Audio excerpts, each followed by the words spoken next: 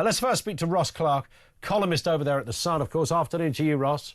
Good afternoon. I mean, there's a lot of areas here that touch your area of journalism and interest. I know that. But, I mean, let's just start with the nuts and bolts of this.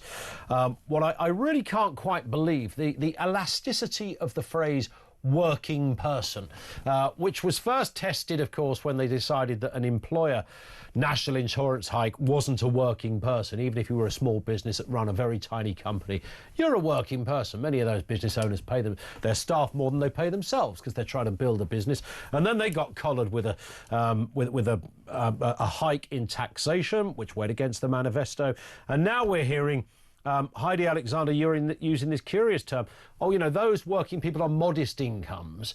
So now there's a different kind of working person coming around the corner, it seems, Ross.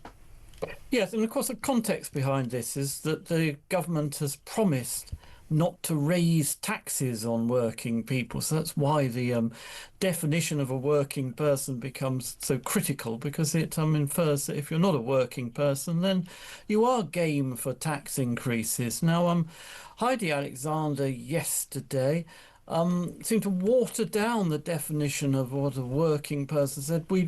We promised not to raise taxes on working people on modest incomes, which not in the original promise at all. No, not at all. It would, appear to open up the possibility for tax rises on middle earners and high earners and everything else. Now, it's important to state that since she spoke, Darren Jones, the Chief Secretary to the Treasury, has effectively shot her down and said, no, we do mean people working. When we say working people, we mean people who work for a living, anyone who has a pay slip, he said.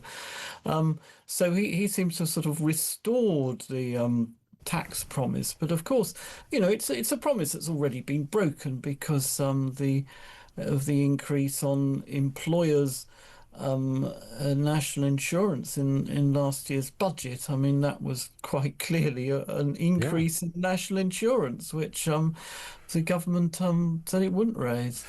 Which is rather interesting because, as you say, the fact that Heidi Alexander has now been contradicted by the Chief Secretary. I mean, I don't imagine she just said that as a slip of the tongue. That sounds like an arranged phrase, modest incomes. Clearly either testing the water or letting the cat out of the bag, one of the two. Well, it does. Ministers go on these programmes. They very rarely go just talk off the cuff. I mean, they have been sort of prepped and taught to use which phrase the government wants them to it's a very specific way of phrasing it. A very deliberate way of trying to water down that tax. 100%. But listen, we needn't worry, Ross, because happy days are around the corner, because soon we're all going to be driving an EV because they're suddenly about... So while we're crying into our wage slips, thinking, blimey, can they possibly tax me anymore? Don't worry, I'm about to go and buy a Nissan Leaf because they're going to make it slightly cheaper because the growth in EVs is, to coin a phrase, sluggish. Yes, well, Heidi Alexander in the same interview sort of seemed to suggest that she understood why people aren't buying EVs. She said, well, I live in a mid-terraced house. I've got no driveway. It's impractical for me to own an electric car. Well, that's the same for about 8 or 9 million households which don't have their own driveway. Yet the government's now sort of proposing, we've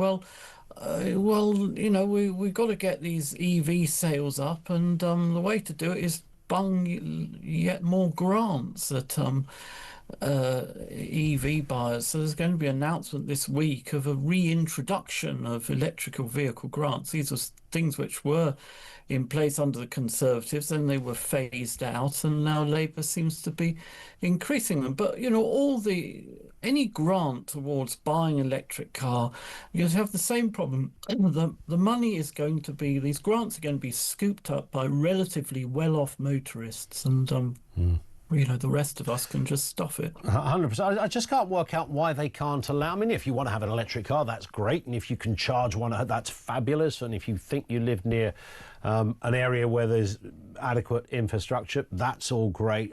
This stuff can happen organically, right? I mean, you don't need to have government initiatives. If it's the direction of travel, the market will decide it's the direction of travel.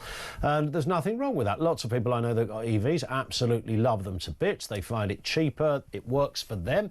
Other people I know gave it a go, didn't quite work for them, but just let the market do its thing. You don't need to coerce it with £740 million of taxpayers' money. Yeah, and let's not forget, at the same time as this sort of carrot is being dangled in front of motorists, there's a very large stick being used against the car manufacturers, who are under obligation to ensure that 27% of the cars they sell this year are pure electric. And you face, swinging fines of sort of £15,000 per vehicle that they fall short by. So, you've got to ask yourself if these huge incentives and sticks, punishments are not moving the EV market. There's something wrong with the product, that the motorists simply do not want to buy it. And Heidi Alexander hit on one of the reasons. They're impractical, and there's also the range worry. I mean, Yeah, but this is Ed Miliband's super dream, isn't it? I mean, you can, when Ed Miliband, I mean, he's so evangelical about all of this. Nothing, it seems, Ross, will stand in his way. But we will watch with interest. Ross Clark, as ever, thank you. Columnist over there at The Sun.